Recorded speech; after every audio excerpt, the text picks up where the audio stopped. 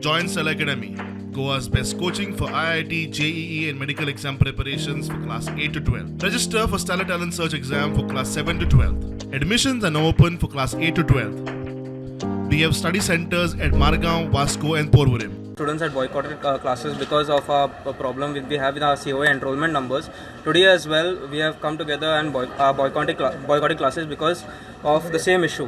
Which is purely the administration's fault and not the COA. The COA has been doing their job consistently. And architecture students have the COA, that is the Council of Architecture. As soon as we join a professional college that is ours, we are supposed to be getting a COA enrollment number. So that recognizes us as architecture students. So after we graduate, after a 5-year degree, we use that number, and later that would smoothen our process of getting an architectural license to further practice in the real world. Without this, it becomes an impediment or a hindrance for us to apply for our license to design buildings and get into the field later. So what is the issue currently at GCA? In the year 2019-2020, the government had increased our capacity from 40 students to 50 students. That is increasing it by 10 students. But the same wasn't conveyed to the COA.